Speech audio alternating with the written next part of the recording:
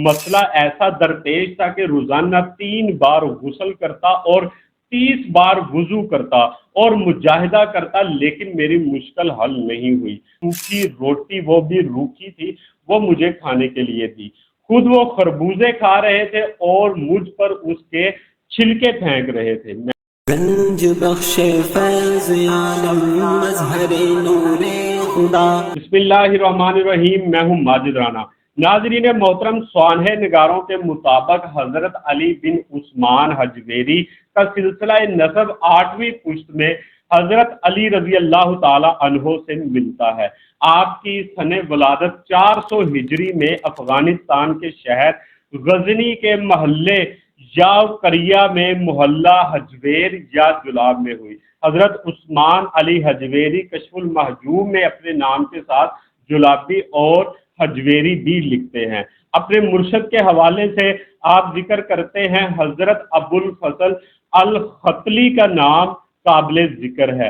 اپنے مرشد کے ساتھ آپ کی محبت کا اندازہ یہاں سے لگایا جا سکتا ہے کہ جب حسن الختلی رحمت اللہ علیہ کے انتقال کا وقت قریب آیا تو آپ کی گود میں حضرت الختلی کا سر مبارک تھا۔ حضرت عثمان علی حجویری نے اپنی عمر کا زیادہ حصہ صحرا نوردی یا بادیہ پیمائی میں گزارا، جس میں عراق، شام، لبنان، مصر، خراسان، ترکستان کے علاقے آتے ہیں۔ آپ حق کے لیے سرگردہ رہے، تب کہیں جا کر دامن مقصود ہاتھ میں آیا، اور اس بات کی کہیں بھی ہمیں وضاحت نہیں ملتی کہ آپ اپنے مرشد سے کب ملے اور کن کن مقامات کی سیر کی۔ لاہور آپ کی آمد کے حوالے سے بھی کوئی واضح ثبوت نہیں ملتے، اور یہاں پر کئی دل آویز جو حکایات ہیں وہ ملتی ہیں جن کا یقینی طور پر تردید کی جا سکتی ہے۔ صرف اتنا یقینی طور پر کہا جا سکتا ہے کہ جب آپ لاہور تشریف لائے اس وقت سلطان مسعود بن سلطان محمود غزنوی کی حکومت تھی۔ آپ نے لاہور قیام کے دوران ہزاروں مشرکوں کو کلمہ طیبہ پڑھایا اور ان کے دل کو زنگ کفر و شرک سے پاک فرمایا۔ آپ نے بعد میں آنے والے اکابرین کے لیے جو اسلام کی تبلیغ کا راستہ کھولا، انہوں نے اپنے اعلیٰ کردار اور وصف کے ساتھ اسلام کی پاکیزہ اور خوبصورت تصویر پیش کر کے اسے پایہ تکمیل تک پہنچایا۔ آپ رحمت اللہ علیہ نے 9 سے زائد کتب لکھی جو آج اپنی اصل حالت میں نہیں ملتی، اور وہ شائع بھی کسی اور کے نام سے ہوئی ہیں، جن کا ذکر ہمیں کشف المحجوب میں ملتا ہے اور ان کے نام کا بھی ذکر کیا گیا ہے۔ کشف المحجوب جو آج تقریباً 950 سال کا عرصہ گزر جانے کے باوجود بھی آج لوگوں کے دلوں میں اپنا گھر کیے ہوئے ہے۔ اس کا 20 سے زائد جو زبانیں ہیں اس میں ترجمہ ہو چکا ہے۔ سب سے زیادہ اور موضوع جس کا ترجمہ کا ذکر ہمیں ملتا ہے اس کا انگریزی زبان میں ہوا، اور پروفیسر نکلس نے 1911 میں اس کا ترجمہ کیا ہے۔ کشف المحجوب کو بطور سند اولیاء الزام نے اپنی تصانیف میں بطور سند بھی پیش کیا ہے۔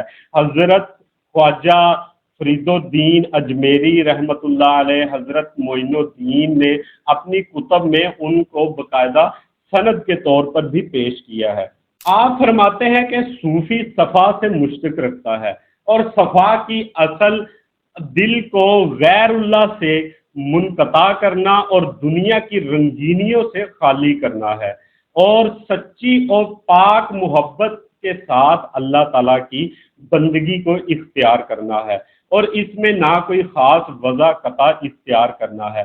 آپ فرماتے ہیں کہ طالب علم کو ہمیشہ شرع اور علم کا پیرو ہونا چاہیے، کیونکہ سلطان علم سلطان حال پر افضل اور ہمیشہ غالب رہتا ہے۔ اس لیے آپ نے 40 سال سفر میں رہے اور کبھی بھی با جماعت نماز کو منقطع نہیں کیا، جمعے کی نماز کے لیے کسی قصبے کا رخ کیا، اور کوئی بھی خاص وضع قطع اختیار نہیں کی، بلکہ صوفیوں کی جو خاص وضع قطع اختیار کرتے ہیں ان سے آپ نے نفرت اور بیزاری کا بھی اظہار فرمایا ہے۔ اپنی تلاش و جستجو کا ایک بڑا دلچسپ واقعہ آپ تحریر کرتے ہیں کہ مجھے ایک بار مشکل درپیش آئی، بہت سے مجاہدے کیے لیکن وہ مشکل میری حل نہیں ہوئی۔ اس سے پہلے بھی مجھے ایک بار پریشانی ہوئی تھی تو میں نے حضرت شیخ ابو یزید کی قبر پر مجاہدہ کیا تھا اور غور و فکر کیا تھا تو میری مشکل حل ہو گئی تھی، لیکن اب کی بار مسئلہ ایسا درپیش تھا کہ روزانہ 3 بار غسل کرتا اور 30 بار وضو کرتا اور مجاہدہ کرتا، لیکن میری مشکل حل نہیں ہوئی تو میں نے خراسان جانے کا فیصلہ کیا۔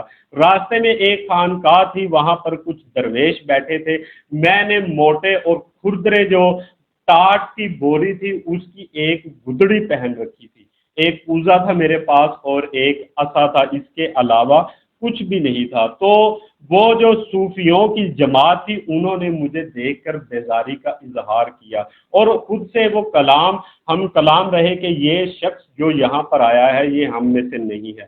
انہوں نے خانقاہ کی جو نیچے ایک کمرہ تھا وہ مجھے دے دیا اور خود اوپر بیٹھ گئے۔ وہ جو کھانے کے لیے خود چیزیں کھا رہے تھے ان میں سے مجھے کچھ بھی نہیں دیا۔ انہوں نے ایک سوکھی روٹی، وہ بھی روکھی تھی، وہ مجھے کھانے کے لیے دی۔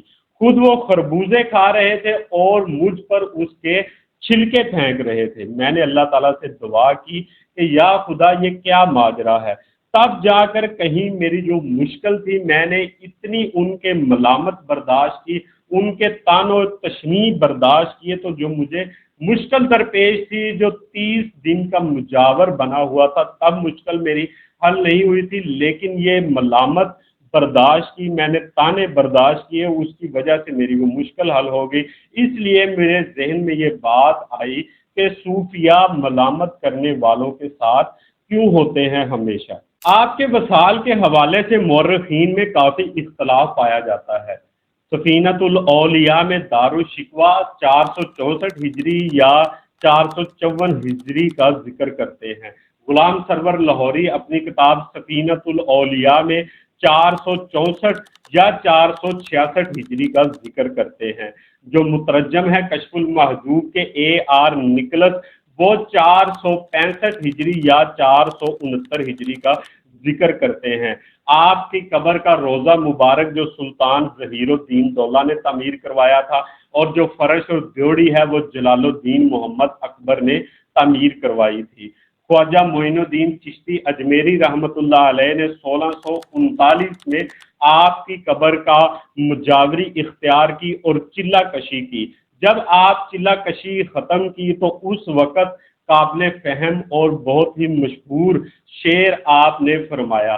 جو صوفیاء سے محبت کرتے ہیں، اہل تصوف سے محبت کرتے ہیں، وہ اس شعر کو یاد رکھتے ہیں اور ان سے بہت ہی جانا پہچانا یہ شعر ہے۔ گنج بخش فیض عالم مظہر نور خدا، نا کی سارا پیر کامل کاملہ را رہنما۔ دوبارہ ملتے ہیں اپنی اگلی ویڈیو میں، تب تک اللہ حافظ۔